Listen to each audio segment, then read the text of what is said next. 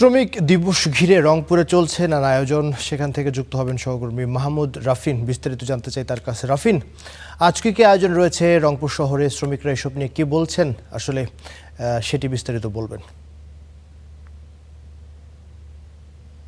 আবির, রংপুরে আজ মহান মে দিবস এবং জাতীয় পেশাগত স্বাস্থ্য এবং সেফটি দিবস উপলক্ষে রংপুর জেলা প্রশাসন আয়োজনে সকালে ইতিমধ্যেই কিন্তু র্যালি বের হয়েছে জেলা প্রশাসকের কার্যালয় থেকে।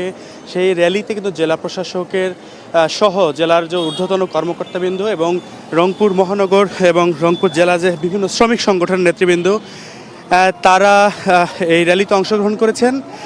এখানে রংপুরের জেলা প্রশাসক, অতিরিক্ত বিভাগীয় কমিশনার, রংপুর সিটি কর্পোরেশনের প্রশাসক, রংপুর জেলার পুলিশ সুপার মোজাম্মেল হক সহ রংপুরের শ্রমিক কল্যাণ ফেডারেশন, মোটর শ্রমিক ইউনিয়ন, ট্রাক শ্রমিক ইউনিয়ন, ট্রাক ট্র্যাংলারি শ্রমিক ইউনিয়ন, ডেকোরেটর শ্রমিক ইউনিয়ন এবং সরকারের যে বিভিন্ন দপ্তর রয়েছে সেই যে কর্মচারী শ্রমিক ইউনিয়ন রয়েছে, পানি উন্নয়ন বোর্ডের শ্রমিক ইউনিয়ন সহ প্রায় কয়েক হাজার শ্রমিক এই আজকের এই মহান মে দিবস উপলক্ষে এই যে বর্ণাঢ্য শোভাযাত্রা বা র্যালি, সেই র্যালিতে তারা উপস্থিত হয়েছেন।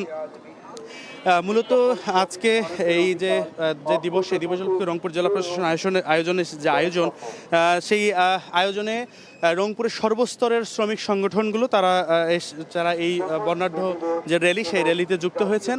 পাশাপাশি কিন্তু এই যে সংগঠনগুলো রয়েছে যেমন মোটর শ্রমিক ইউনিয়ন, ট্রাক শ্রমিক ইউনিয়ন, তাদের কিন্তু নিজস্ব অনুষ্ঠানমালা রয়েছে এবং এছাড়া আজকে জেলা প্রশাসনের আয়োজনে সকাল 11টার পূর্বে মূলত সময় দেওয়া আছে, তবে সকাল 11টা নাগাদ শুরু হবে রংপুর শিল্পকলা একাডেমিতে। সেখানে আলোচনা সভার আয়োজন করা হয়েছে। সেখানে বিভিন্ন শ্রমিক সংগঠনের নেতৃবৃন্দ উপস্থিত থাকবেন, সাধারণ শ্রমিকরা উপস্থিত থাকবেন, একই সাথে প্রশাসনের নেতৃবৃন্দ উপস্থিত থাকবেন। মূলত আজকে শ্রমিকদের সাথে কথা বলে আমরা জেনেছি যে সকাল থেকে যেটি তারা জানিয়েছে যে এই যে দীর্ঘ সময় 1886 সালে